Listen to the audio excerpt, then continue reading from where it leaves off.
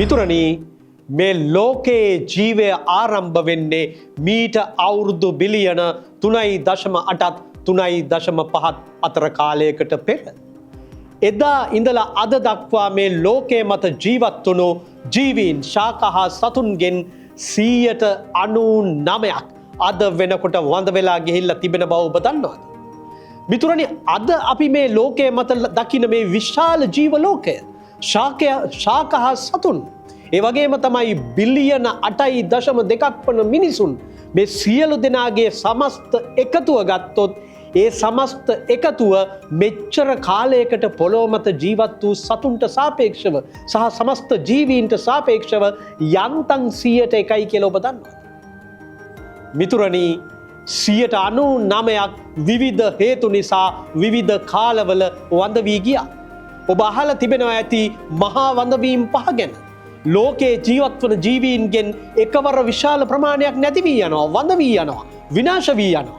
ඇතැම් විට යමහල් පිපිරීම්, සුපිරි ගිනි කඳු පිපිරීම්, ඒ වගේම තමයි මුහුදේ ඔක්සිජන් මට්ටම පහළ යාම, ඒ වගේම ස්වාභාවිකව සිදුවන දේශගුණ විපර්යාස විතරක් නෙවෙයි මිතුරනි, ග්‍රහක පතනය වීම නිසා. ග්‍රහක පතනය කියලා කිව්වහම ඔබට මතක් වෙනවා මීට අවුරුදු මිලියන 66කට කලින් මෙක්සිකෝවේ යුකටෑන් අර්ධද්වීපය ආසන්නයට පතිත වෙච්ච කිලෝමීටර් 10ක 15ක විතර විශ්කම්භය තියෙන ග්‍රහකයක් නිසා මේ ලෝකේ එවකට රජ කරගෙන හිටපු ඩයිනෝසරයන් සම්පූර්ණයෙන් විනාශ වෙලා ගියා. මෙන්න මේ ආකාරයේ විවිධ හේතුන් නිසා ජීවීන් 99%ක් විනාශ වුණා. හැබැයි මිතුරනි ඔබ දන්නවද මේ සියල්ලටම යටින් දුවන ප්‍රධාන මූල හේතුවක් තියෙනවා මේ ජීවීන් වඳ වී යාමට. මේක තමයි පරිණාමික හේතුව. පරිණාමයේදී පරිසරයට උචිත පරිදි හැඩ ගැසෙන්නට බැරිවීම නිසා තමයි මේ බොහෝ ජීවීන් විනාශ වෙන්නේ. මේ පරිණාම ක්‍රියාවලියේ ප්‍රතිඵලයක් හැටියට තමයි අද නූතන මනුෂ්‍යයා වන අපි පරිණාම ශාඛාවේ ඉහළින්ම වැජබෙන්නේ. මිතුරනි අද සයන්ස් වොච් වැඩසටහනේ මගේ මාතෘකාව තමයි අපිව ඉහළට ගෙන ආ පරිණාමය යම්කිසි දවසක මේ පෘථිවි තලය මගින් මනුෂ්‍ය වර්ගයා අතුගා දැමීමට ක්‍රියා කරනු ඇතිද? මෙන්න මේක තමයි මිතුරනි අද මගේ මාතෘකාව. මිතුරනි පරිණාමය කියලා කිව්වම ඔබ දන්නවා චාල්ස් ඩාවින් කියන මෙන්න මේ ශ්‍රේෂ්ඨ විද්‍යාඥයා තමයි පරිණාමය අපිට හඳුන්වලා දෙන්නේ 1858 අවුරුද්දේ. ඊළඟ අවුරුද්දේ 59 දී ඔහුගේ ඉතා ප්‍රසිද්ධ කෘතිය එනවා. කෙටියෙන් කිව්වොත් මෙන්න මෙහෙමයි, අපි ජීවත් වෙන පරිසරය නිරන්තරයෙන් වෙනස් වෙනවා. මේ වෙනස් වෙන පරිසරයට උචිත පරිදි හැඩ ගැසීමට හැකි සත්වයන් ඉතිරි වෙද්දී මේ වෙනස් වෙන පරිසර තත්ත්වවලට උචිත පරිදි හැඩ ගැසීමට නොහැකි වන සත්වයන් විස්ථාපනය වී යනවා.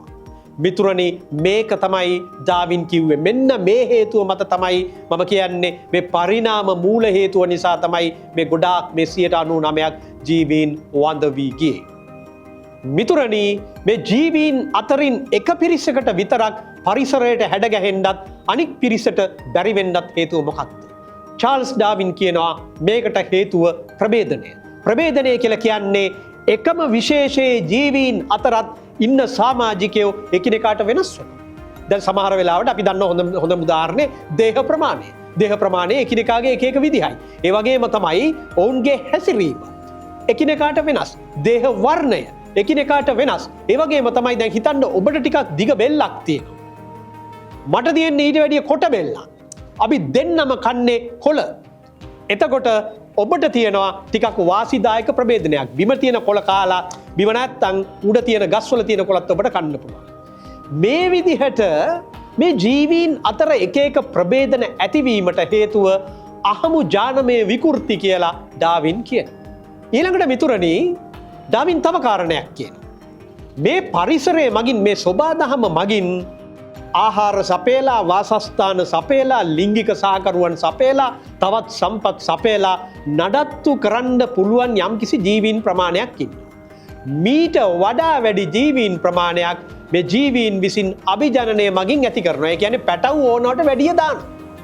එක්තරා පැටව් ගානක් ඉන්නවා, එහෙමත් නැත්නම් ජීවීන් ගානක් ඉන්නවා. ඒ ටික තමයි නඩත්තු කරන්න පුළුවන්. ඊට වැඩිය පැටව් දානවා. මේක තමයි දෙවෙනි කාරණා. තුන්වෙනි කාරණා. මේ විදිහට සම්පත් සඳහා තරඟයක් ඇති වෙනකොට පරිසරයට උචිත වෙනස්කම් දරන ජීවියෝ. පරිසරයට උචිත ලක්ෂණ දරන ජීවියෝ.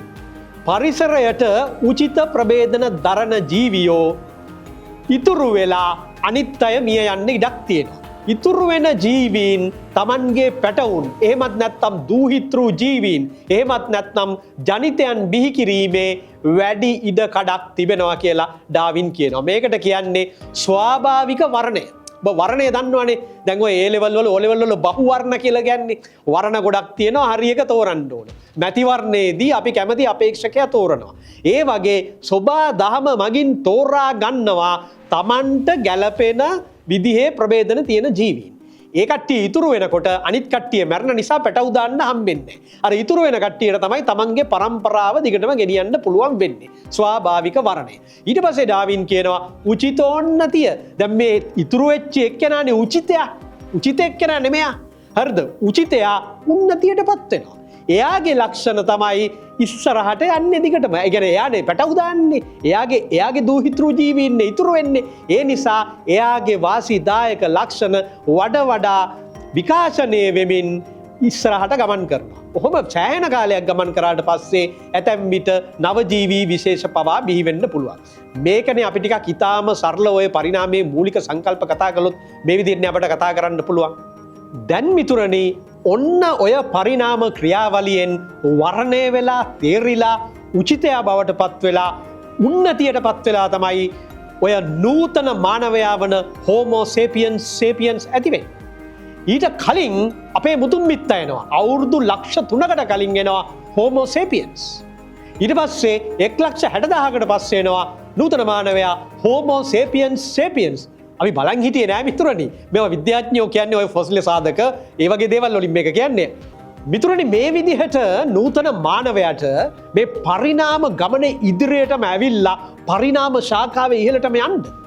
ඒ වගේම තමයි මේ සීන් එක රන් කරන්න අද කරන විදිහට සාමාන්‍ය භාෂාවෙන් කියනවා නම් ඔහුට මේ වර්ණය වෙන්න වාසිදායක ලක්ෂණ ගොඩක් ඔහු සතුව තිබුණා. අර ඩාවින්ගේ භාෂාවෙන් කියනවා නම් පරිසරයට උචිත ප්‍රභේදන විශාල ප්‍රමාණයක් නූතන මානවයාට තිබ්බා. පළවෙනි එක මොකක්ද? බොහොම වැදගත් දේ. විශාල සහ සංකීර්ණ මොළේ. අපි කියන්නේ මස්තිෂ්කය කියලා. අපේ කපාලධාරිතාවත් දේහයට සාපේක්ෂව වැඩි. ඊටාම සංකීර්ණ මොළයක් අපිට තියෙන්නේ. විශාල මොළයක් අපිට තියෙන්නේ.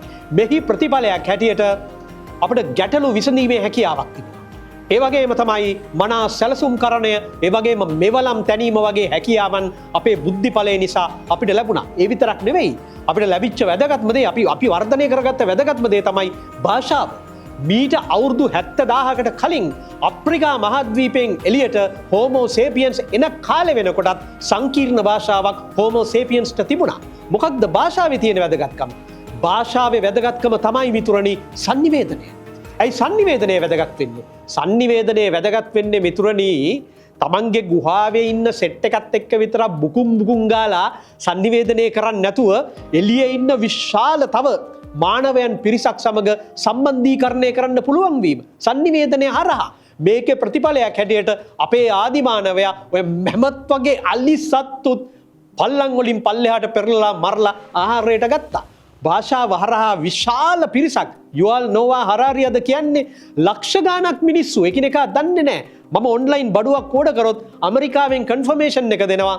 මම දන්නේ කවුද ඒ කන්ෆර්මේෂන් එක දුන්නේ කියලා. හැබැයි බඩුව පැක් කරලා නැව්ගත කරලා මට ඒ බඩුව ලැබෙනවා. මේ විදිහේ විශාල පිරිසක් සමග සම්බන්ධීකරණය අපට කරන්න පුළුවන් වීම මේ පරිණාම ගමනේ ඉදිරියට එන්නට ඉවහල් වුණු වාසිදායක ප්‍රභේදනයක් කියලා විද්‍යාඥයෝ කියනවා. ඒ විතරක් නෙවෙයි මිතුරනි, තව වාසිදායක ලක්ෂණයක් තිබ්බා. අපේ දෙපාවත් ඉරියව්ව. අපි මොකද කළේ? අපි කකුල් දෙකෙන් හිටගත්තා. හිටගෙන නැගිට්ටා. නැගිට්ටාම ප්‍රතිඵලය මොකක්ද? ගොඩක් දුර පේනවා. ගොඩක් දුර පේනකොට මොනවා හරි කන බොන දෙයක් තියෙනවා නම්, ගොදුරක් තියෙනවා නම් අපිට පේනවා. කවුරු හරි විලෝපිකයෙක් නිකන් කැලේ කොටියෙක් එහෙම ඉන්නවා නම් අපිට පේනවා. ඒ විතරක් නෙවෙයි මිතුරනි, කකුල් දෙකෙන් හිට ගැනීමේ ප්‍රතිඵලය තමයි පූර්ව ගාත්‍රා සංචරණයෙන් නිදහස් වුණා. පූර්ව ගාත්‍රා කියන අපේ අත් දෙක සංචරණයෙන් නිදහස් වුණාට පස්සේ අපිට මේකේ ඕන දෙයක් ගෙනියන්න පුළුවන්. ආයුධයක් ගෙනියන්න පුළුවන්, මෙවලම් ගෙනියන්න පුළුවන්, ආහාර ගෙනියන්න පුළුවන්, පැටව් ගෙනියන්න පුළුවන්. දැන් අදටත් අම්මලා වඩාගෙන යන්නේ පොඩි එවුන් ඒවා ඔක්කොම කරන්න පුළුවන් විදියට අත් දෙක නිදහස් වුණා. මේකත් පරිණාම මාර්ගයේ ඉස්සරහට එන්න වාසිදායක ප්‍රබේදනයක් හැටියට නූතන මානවයාට ඉවහල් වුණා. ඒ වගේම තමයි මිතුරනි අපේ පූර්ව ගාත්‍රය. පූර්ව ගාත්‍රයේ ඇඟිලි ටික මෙහෙම තියෙනකොට මහපට ඇඟිල්ල පිළිමල් භාවයට පත් වුණා. ඒ කියන්නේ මේ පොසිෂන් එක නිසා අපිට බල ග්‍රහණය විතරක් නෙවෙයි සියුම් ග්‍රහණය කියන දෙකම කරන්න පුළුවන් වුණා. ගිනි දැල්වීමට ඊටාම සියුම් මෙවලම් තැනීමට මේ සියල්ල අපිට මේ නිසා කරන්නට පුළුවන්. ඒ වගේම තමයි මිතුරනේ අපේ සර්ව භක්ෂක ආහාර විලාසය. අපි නිකන් අර පැන්ඩා උණ කොළ කනවා වගේ නෙවෙයි. අපි මසුත් කනවා, මාළුත් කනවා, කිරිත් බොනවා, බිත්තරත් කනවා, කොලත් කනවා, මුළුත් කනවා, මලුත් කනවා, කඳත් කනවා, හැම දෙයක්ම කනවා. මේ නිසා වෙලා තියෙන්නේ ඕනෑම තැනක ගිහිල්ලා කන්න අපිට ආහාර තියෙනවා. මේ නිසා දුර්භික්ෂ සමයන්හි ආහාර නැති ස්ථානවල නොමැරී ජීවිතය බේරා ගැනීමේ හැකියාව අපේ මුතුන් මිත්තන්ට ලැබුණා. අවසානයේදී මිතුරනි අපි නොලෙජ් නිර්මාණය කළා, කලාව නිර්මාණය කළා, දර්ශනය නිර්මාණය කළා, විද්‍යාව නිර්මාණය කළා, තාක්ෂණය නිර්මාණය කළා.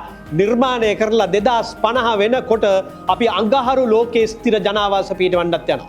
මේ ගැන අපි කළා සයන්ස් වොච් එකේ තම්බ්නේල් එක ඔබට මතක ඇති 2050 වෙනකොට ස්ථිර මානව ජනාවාස පිටවන්න පුළුවන් වෙයි කියලා අඟහරු මත විද්‍යාඥයෝ අද හිතනවා. මිතුරනි මේ ඔක්කොම කරලා ඉවර වෙලා තව එකක් අපිට ලැබුණා. ඒක තමයි අපිට ප්‍රජාවක් විදියට සාමූහිකව ඉගෙන ගන්න ලැබුණා. දැන් අද අපි මේ කතා කරන දේවල් අපි මේ ජීවත් වෙන විදිය ඔක්කොම අපිට හොයාගත්තේ නැහැ. අපිට කලින් પરම්පරාවල්. ඒගොල්ලන්ට හැකියාව ලැබුණා තමන් එකතු කරපු දැනුම ඊළඟ પરම්පරාවට දෙන්න. දැන් අපිත් දැනුම එකතු කරලා අපෙන් පස්සේ પરම්පරාවට දෙනවා. එතකොට මිනිසා මේ විදිහට પરම්පරා දහස් ගාණක් තිස්සේ එකතු කරපු නොලෙජ් එක ඉස්සරහට සම්ප්‍රේෂණය කරන විදිහ ඉගෙන ගත්තා. මෙන්න මේ හේතුව නිසා තමයි මිතුරනි පරිණාමය විසින් අපි හිතන විදිහට අපි නෙමෙයි හිතන්නේ පරිණාමය විසින් බිහි කරන ලද අග්‍රඵලය අපි කියලා අපි හිතාගෙන ඉන්නේ. හැබැයි මිතුරනි මගේ සයන්ස් වොච් එක අද මෙච්චර කාලයක් අපට පක්ෂපාත වුණු මේ පරිණාමය අනාගතයේදී යම් දිනක අපට විපක්ෂ වෙලා මේ පෘථිවි තලය මගින් අපිව අතුදා දැමීමට ක්‍රියා කරනු ඇද්ද? මෙච්චර කාලයකට අපි උචිතයක්. මෙච්චර කාලයකට අපි උන්නතියට පත් වුණා. නමුත් මේ පරිණාමය විසින්ම අප අනුචිතයා බවට පත්කොට පෘථිවි තලයෙන් අතුගා දමනු ඇතිද? ඒ කියන්නේ මිතුරනි අපි වෙනුවට වෙන මොකෙක් හරි වල්ලූරෙක් වගේ සතෙක් එහෙමත් නැත්නම් ගොරිල්ලෙක් වගේ සතෙක් පරිණාමයට පත් වෙලා ඔහු අපිව ඉවත් කරලා මේ ලෝකයේ ආධිපත්‍ය ගනීද?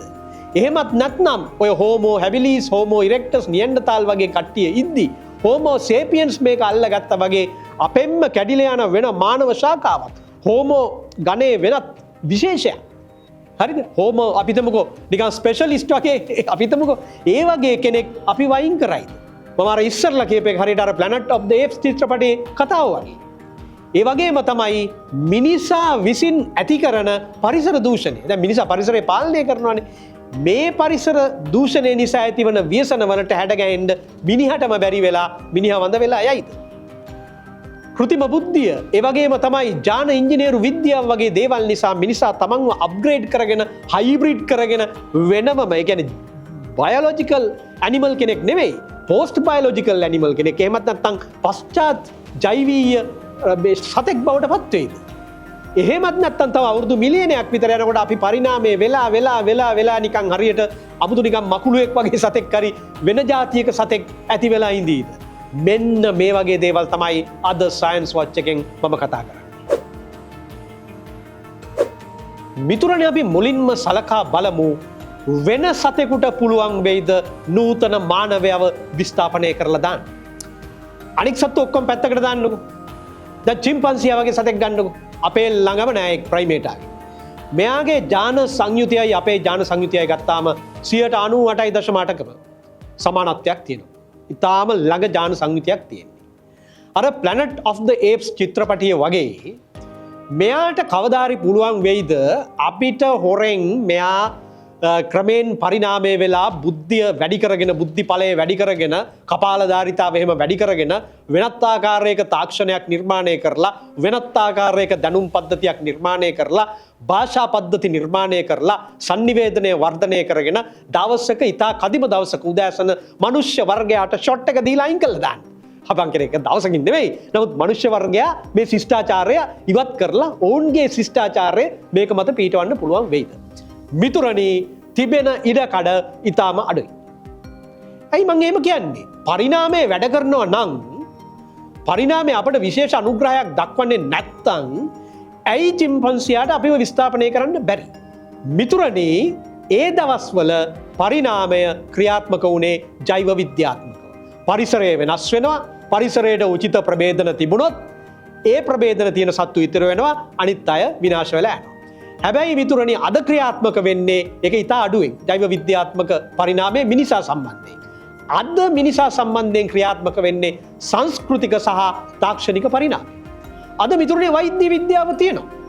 ජාන තාක්ෂණය තියෙනවා. කෘතිම බුද්ධිය තියෙනවා. ඒ නිසා මිනිසාට පුළුවන් වෙලා තියෙනවා ජාන වෙනස් වෙවි පරිණාමයට එක දීර්ඝකාලීනව මුහුණ දෙනවා වෙනුවට ටක් ගාලා තමන්ගේ පරිණාම ක්‍රියාවලිය වැඩි දියුණු කරගන්න. අද මිතුරනි, මේ අවුරුදු 35 40ක විතර ආයු කාලයක් තිබිච්ච මිනිසා තමන්ගේ ආයු අපේක්ෂාව කොච්චර වැඩි කරගෙන තියෙනවද? ලංකාවේ පිරිමියෙක් ගත්තාම වයස අවුරුදු 75ක් විතර ජීවත් වෙනවා. ලංකාවේ කාන්තාවක් ගත්තාම මේ තුන්වෙනි ලෝකයේ රටක් ආර්ථික අර්බුදයේ ගිලිලා ඉන්නේ. හැබැයි ඒ වුණාට අවුරුදු 80කට වැඩි කාලයක් ජීවත් වෙනවා. මොකද්ද මිතුරනි මේකේ තේරුම? මේකේ තේරුම තමයි අද උචිතය විතරක් නෙවෙයි වෛද්‍ය විද්‍යාවේ දියුණුව වගේ කාරණා නිසා අනුචිතයක් ජීවත් වෙනවා. අනුචිතයත් උචිතයක් බවට පත් වෙලා තියෙනවා. ඒ කියන්නේ උචිතය විතරක් නෙවෙයි පැටහු දාන්නේ. අනුචිතයට තමන්ගේ පරම්පරාව ගෙනියන්න අවස්ථාවක් ලැබිලා තියෙනවා. මෙන්න මේක නිසා ඩාවින් එදා 1858 දී කියපු ස්වාභාවික වර්ණය කියන එකේ බලපෑම මිනිසට දැනෙන්නේ අඩුවෙන්. මේකේ ප්‍රතිඵලය තමයි හැම මහාද්වීපයකම හැම දේශගුණික කලාපයකම මිනිහා පැතිරිලා ඉන්නවා. කොච්චර ඉන්නවද කියනවා නම් බිලියන 8.2ක් ඉන්නවා. මේ වරකට පැටියෙක් දෙන්නෙක් දාන බොහොම අඩු ප්‍රජනන වේගයක් තියෙන. දැන් මීයෝ ගත්තාම පැටව ගොඩක් දානවා. බැලලියෙක් ගත්තත් පැටව 4ක් 5ක් 6ක් දානවා. මිනිස්සු එහෙම පැටව දාන්නේ නැහනේ. ඒත් ඉන්නවා බිලියන 8.2ක්. ඇයි? ස්වාභාවික වර්ණයේ පීඩනය අඩුයි. මිතුරනි, ඒ නිසා ගොරිල්ලෙක් හරි චිම්පන්සියෙක් හරි වල්ලූරෙක් හරි වර්ධනය වෙලා ඇවිල්ලා Tamanට පහර දෙනකම් මිනිහා බලන් ඉන්නේ නැහැ. අද මිනිහට පරිණාමයක් පාලනය කරන්න පුළුවන් වෙලා තියෙනවා. මම ඉස්සරහට ඒ ගැන කතා කරනවා. ඒ නිසා වෙනත් ජීව විශේෂයකට අපිව පෘථිවිය මගින් විස්ථාපනය කර දැමීමේ තිබෙන හැකියාව සෑහෙන තරම් දුරට අඩු වී තිබෙන බව විද්‍යාඥයෝ ප්‍රකාශ කරනවා. මිතුරනි, ඊළඟට අපි බලමු ද වෙන සතෙකුට බැරි නම් හෝමෝ ගණයේම වෙන මානව විශේෂයක් යම් හේකින් පරිණාමය වෙලා අපිව විස්ථාපනය කරන්න පුළුවන්. දැන් ඔබ දන්නවනේ නූතන මානවය එනකොට, ඒ කියන්නේ අපේ මුතුන් මිත්තා එනකොට හෝමෝ සේපියන්ස් තව ගොඩක් හිටියා. හෝමෝ ඉරෙක්ටස්, ඒ වගේ හෝමෝ හැබිලිස් ඊට කලින් හිටියා. හැබැයි ඒ වුණාට අවසානයේදී ලෝකයේ ඇල්ලුවේ හෝමෝ සේපියන්ස්. දැන් අපි ඉන්නේ හෝමෝ සේපියන්ස් නූතන මානවය. මීට අවුරුදු ලක්ෂ 3කට කලින් වෙනත් මානවයෝ හෝමෝ සේපියන්ස් එක්ක එකට මේ ලෝකයේ ජීවත් වුණා. හොඳම උදාහරණය හෝමෝ හෙයිඩල්බර්ජන්සස්. මේ මානවයා හෝමෝ සේපියන්ස් එක්ක එකට ජීවත් වුණා. මීට අවුරුදු 70000කට කලින් නූතන මානවයා අප්‍රිකාවෙන් එළියට එනකොට නියැන්ඩර්තාල් මානවයා සහ ඩෙනිසෝවන් මානවයා එකට මේ ලෝකේ ජීවත් වුණා. නූතන මානවයාත් එක්ක. හැබැයි මිතුරනි, අප්‍රිකාවෙන් එළියට එන නූතන මානවයා එන්නේ භාෂා හැකියාවත් එක්ක. අනිත් මානවයන්ට වඩා දියුණු මෙවලම් සමග. ඒ නිසා ආහාර, වාසස්ථාන, ජලය වගේ දේවල් සඳහා, සම්පත් සඳහා කරපු තරඟයේදී අනෙත් හෝමෝ විශේෂ, අනෙත් මානව විශේෂ ඉවත් කරලා දාලා ලෝකයේ අල්වා ගැනීමට නූතන මානවයා සමත් වුණා. අද අප්‍රිකාවේ සමහර ජනකණ්ඩායම් ගත්තම මානව විද්‍යාඥයෝ කියනවා නියැන්ඩර්තාල් වරුන්ගේ ජාන 105ක් දක්වා තියෙනවා කියලා. ඒ කියන්නේ ඔවුන් අපිට සමහර විට අන්තර්ග්‍රහණය වුණා. අර අන්තර් අභිජනනයෙන් ඔවුන්ගේ ජානත් අපිට ආවා. හැබැයි ඔවුන් ඉවත් වෙලා අපි ඉතුරු. දැන් මම අහන්නේ මිතුරනි, මේ වගේ දෙයක් නැවත සිදු විය නොහැකිද? පරිණාමය ක්‍රියාත්මකයි නම් නූතන මිනිසාගෙන් කැඩී වෙන කණ්ඩායමක්, වෙන ප්‍රජාවක් වෙනම අභිජනනය කරලා, වෙනම පරිණාමය වෙලා, වෙනම විකාශනය වෙලා, වෙනම උන්නතියටපත් වෙලා යම් කිසි දවසක මානව ශිෂ්ටාචාරය අපෙන් පැහැරගත නොහැකිද? මිතුරනි පසුගිය අවුරුදු ලක්ෂ 3 තුල එවැන්නක් සිදු වී නැත. එවැනි අපට සමාන්තර පරිණාමයකින් වෙනත් මානව විශේෂයක් බිහි වී නැත. මිතුරනි අද වන විට එලෙසවීමේ සම්භාවිතාව ඊටත් වැඩි අඩුයි. මොකක්ද මේකට හේතුව? එයට හේතුව මිතුරනි මෙහෙම වෙන විශේෂයක් වර්ධනය වෙන්න නම් ඔවුන්ට ප්‍රමාණවත් රීප්‍රොඩක්ටිව් අයිසොලේෂන් එකක් තියෙනවා. අභිජනන හුදකලාවක් තියෙනවා. ඒ කියන්නේ එක්කෝ නිකන් භූගෝලීය වශයෙන් කියමුකෝ. මොකක් හරි බාධකයක් නිසා කොටසක් වෙන් වෙනවා. වෙන් වුණාට පස්සේ මේ දෙකොල්ල අතර ජාන ප්‍රවාහය නතර වෙනවා. දැන් අපි දමු මිනිසාගෙන් තව කොටසක් කැඩුණයි කියලා. කැඩුන් නැත්තම් වෙන්නේ අපේ ජාන තටාකයේ තියෙන ජාන හුවමාරු වෙනවනේ. ඒ කියන්නේ මේ පැත්තට ජාන ප්‍රවාහයක් යනවනේ. මේක මොකක් හරි එකක් හින්දා කැඩෙනවා සංස්කෘතික හේතුව. යම් කිසි පිරිසක් කියනවා අපි කසාද බඳින්නේ අපේ කණ්ඩායම තුළ විතරයි. වෙන කට්ටියව බඳින්නේ නැහැ. ඒ වගේ සංස්කෘතික හේතුවක්. එහෙමත් නැත්තම් භූගෝලීය හේතුවක්. මේ විදිහට රීප්‍රොඩක්ටිව් අයිසොලේෂන් එකක් තියෙන්න ඕන. අභිජනන හුදකලාවක් තියෙන්න. හැබැයි මිතුරනි නූතන ලෝකයේ මේක කරන්න බෑනේ. අද ප්‍රවාහන ක්‍රම ඉතාම දියුණුයි. ලෝකයේ විශ්ව ගම්මානයක්. ලෝකයේ ගෝලීය ප්‍රදේශයක්. ඒ කියන්නේ ලෝකයේ එකම ගෝලයක් බවට පත් වෙලා තියෙනවා. sannivedanaya නිසා විතරක් නෙවෙයි. ප්‍රවාහන ක්‍රම දියුණු වීම නිසා. ඒ නිසා ඉස්සර වගේ නෙවෙයි. ඉස්සර තමන් උපංගමෙන් එළියට යන්නේ නැති මිනිස්සු අද මහාද්වීප පුරා ඇවිදිනවා. අන්තර්ක්‍රියා ගොඩක් වැඩි, මානව සම්බන්ධතා වැඩි. ඒ නිසා එකිනෙකා අතර අද ජාන මිශ්‍ර වෙනවා. අපේ ජාන තටාකය ඉතා විශාලයි. මේක හැබැයි අපි කියන්නේ වෙල් මික්ස්ඩ්, හොඳින් මිශ්‍ර වෙලා තියෙන්නේ. ඒ නිසා කිසි කෙනෙකුට ප්‍රමාණවත් අභිජනන හුදකලාවක් ලැබෙන්නේ නැහැ. මිතුරනි විද්‍යාඥයෝ කියන නව ක්ෂීරපාය විශේෂයක් ඇති වෙන්න නම්. දැන් ඔය ක්ෂීරපායියෝ ඉන්නවනේ. දැන් අපිත් ක්ෂීරපායිනේ. ඒ කියන්නේ ඔය කිරිබී වැඩන සතුන් කියලා කියන්නේ. එහෙම නව ක්ෂීරපාය විශේෂයක් ඇති වෙන්න නම් අවුරුදු මිලියන 1ත් මිලියන 3ත් අතර අභිජනන හුදකලාවක් තියෙනවා. ඉතින් හත් දෙයනේ කාටද මේ කාලේ මේක ලැබෙන්නේ? ලෝකයම එකට සම්බන්ධ වෙලා තියෙනකොට මෙන්න මේක නිසා තමයි විද්‍යාඥයෝ කියන්නේ අවුරුදු ලක්ෂ 3කින් වෙච්චි නැති වැඩේ ඉස්සරහට වෙන්නත් තියෙන ඉඩ අඩුයි. අපෙන් කැඩිච්ච පිරිසක් වෙනම මානවයෝ බවට පත්වීමේ තිබෙන වෙනම හෝමෝ අපි හිතමුකෝ නිකන් ෆියුචරෙන්සිස් වගේ වෙන විශේෂයක් වීමේ හැකියාව ඉතාම අඩුයි.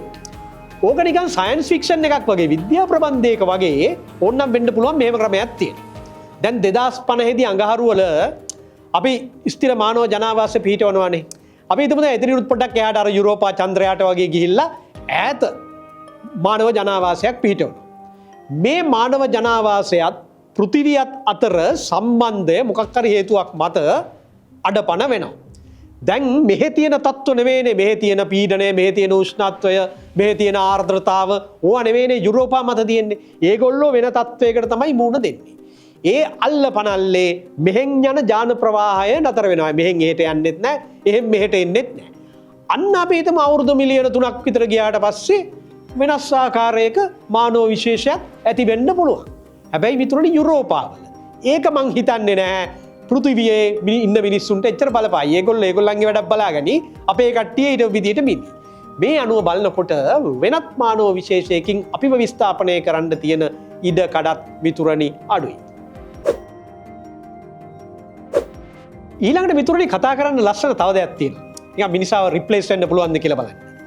දැන් අපි ජාන ඉංජිනේරු විද්‍යාව එහෙම දියුණු කරලානේ තියෙන්නේ.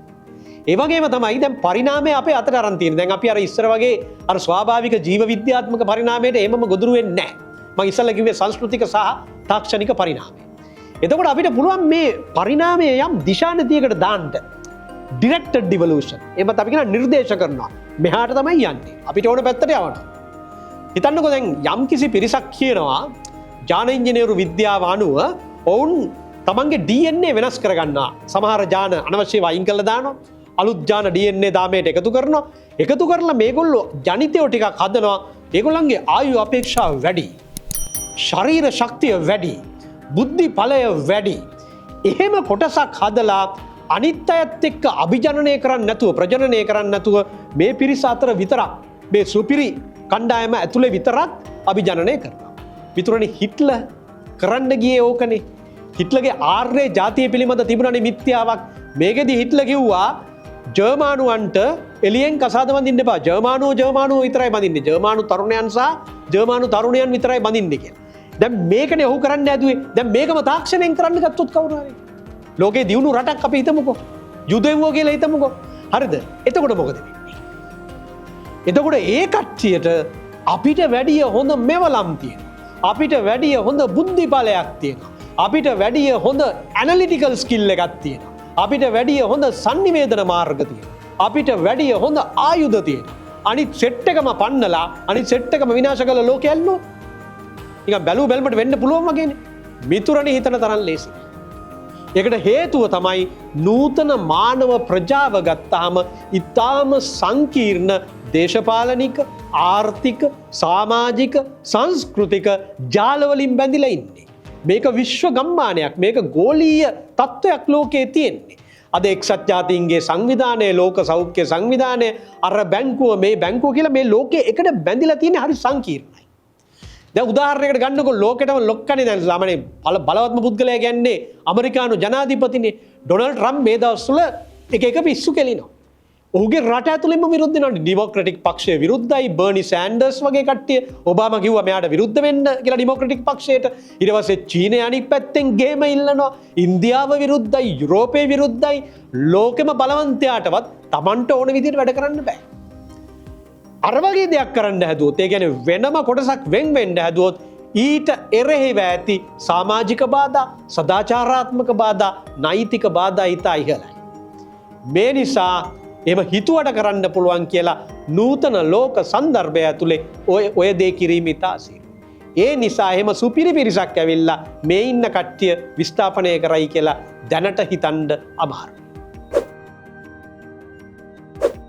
ඊළඟට මිතුරනි, මේ පෘථිවි තලය මතින් මිනිසා අතුගෑවී යා හැකි අනිත් හේතුව විදියට අපට ගන්න පුළුවන් පරිසර දූෂණය.